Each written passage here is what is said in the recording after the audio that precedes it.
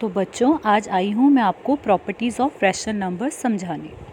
देखो सबसे पहले प्रॉपर्टी जैसे कि आप लोग देख भी सकते हो यहाँ पर वो है क्लोजर प्रॉपर्टी। क्लोजर प्रॉपर्टी क्या है? It states that sum of any two rational numbers is also a rational number. मतलब ये है कि अगर हम किन्हीं दो रैशनल नंबर्स को ऐड करेंगे तो हमें रैशनल नंबर ही मिलेगा। ये एडिशन पर भी लगेगा ये रूल एंड मल्टीप्लिकेशन के लिए भी। मतलब कि if you are multiplying two rational numbers then also the product would also be a rational number. Now the second property is commutative law. Commutative law means a plus B equal to B plus A. मतलब कि अगर हमें कोई भी दो rational नंबर्स दिए हुए हैं, फॉर एग्जाम्पल 1/2 और 3/4, तो चाहे तो मैं 1/2 और 3/4 में 1/2 को पहले रखकर 3/4 को बाद में रखूँ या 3/4 को पहले रखकर 1/2 को बाद में रखूँ, I will get the same sum. जैसा कि आप लोग यहाँ देख भी सकते हो कि LHS और RHS दोनों इक्वल हैं, तो this is called commutative law. तो कॉम्यूटेटिव लॉ भी मल्टीप्लिकेशन में भी एप्लीकेबल होता है because A multiplied by B is also equal to B multiplied by A। क्योंकि कभी भी आपको दो रैशनल नंबर्स दिए हो, सपोज 1/2 मल्टीप्लाइड बाय 3/4 करो या 3/4 मल्टीप्लाइड बाय 1/2 करो, तो you will get the same answer. तो मल्टीप्लिकेशन और एडिशन में कॉम्यूटेटिव लॉ फॉलो होता है बट सब्ट्रैक्शन और डिवीजन में नहीं होता।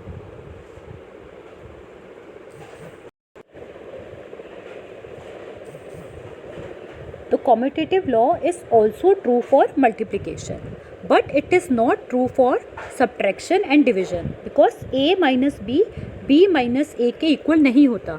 चाहे साइन का डिफरेंस हो पॉजिटिव और नेगेटिव का, but there is a difference. Similarly a divided by b is also not equal to b divided by a। So this is the commutative law. Then come to the next law that is the associative law. देखो associative law में तीन लेने आपने like A, B and C। That means अगर आपको 3 रैशनल नंबर्स दिए हों तो if I am taking A plus B, ध्यान से आप देखोगे यहाँ पर पहले मैंने A और B को एक साथ ब्रैकेट में लिया है एंड देन B और C को एक साथ ब्रैकेट में लिया है। इसका मतलब क्या है कि सपोज मुझे 3 नंबर्स दिए हुए हैं -2/3, 5/7 और 1/6। तो अगर मैं पहले A और B को ऐड करूँ और जो भी उसका रिजल्ट आए उसमें C को ऐड करूँ तो जो भी आंसर आएगा, और अगर मैं पहले B और C को ऐड करूं और उसके रिज़ल्ट में A को ऐड करूं तो जो आंसर आएगा वो दोनों सेम होते हैं। तो जैसा कि आप ध्यान से देख रहे हो यहाँ पर कि अगर मैं एडिशन करूँगी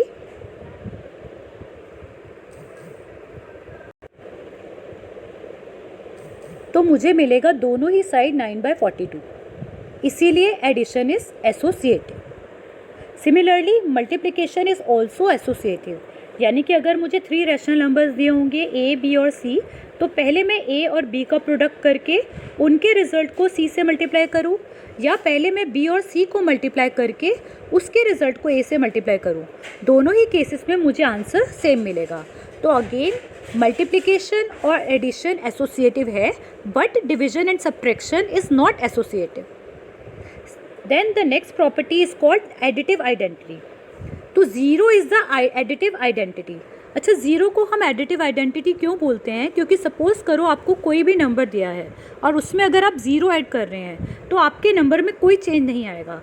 zero added to any number results in number itself, that is why zero is called additive identity.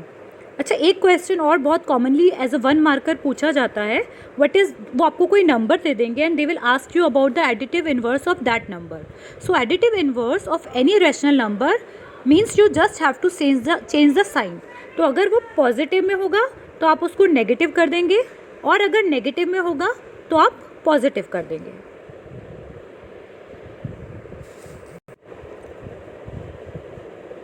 For example अगर आप देखेंगे, अगर मुझे कहा जाए कि मुझे -2/3 का एडिटिव इन्वर्स फाइंड करना है तो वो +2/3 हो जाएगा और 5/7 का एडिटिव इन्वर्स -5/7 हो जाएगा।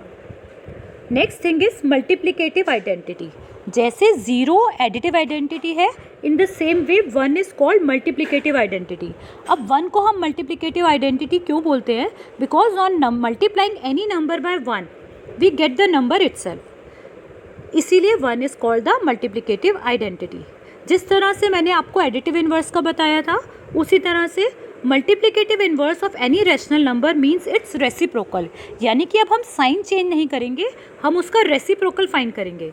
रेसिप्रोकल मीन्स जो न्यूमरेटर है वो डिनोमिनेटर हो जाएगा और जो डिनोमिनेटर है वो न्यूमरेटर हो जाएगा।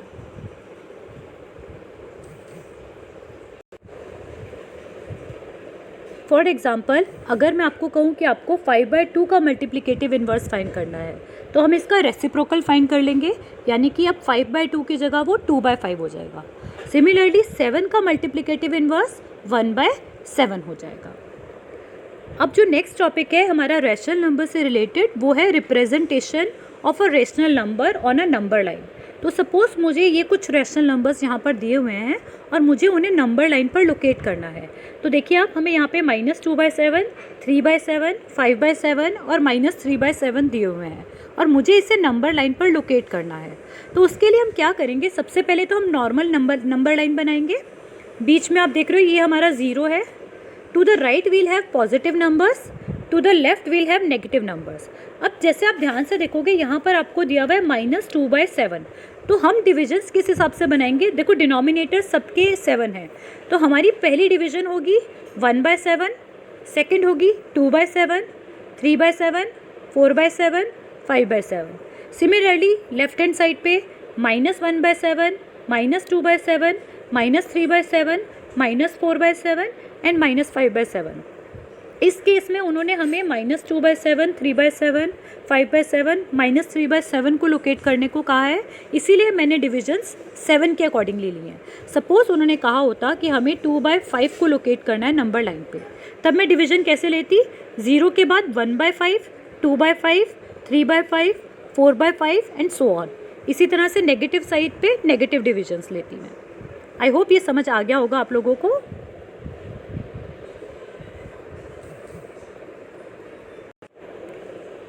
तो बच्चों, आई होप आज जो भी मैंने आपको रैशनल नंबर्स की प्रॉपर्टीज़ के बारे में बताया है वो कॉन्सेप्ट आपको क्लियर होंगे।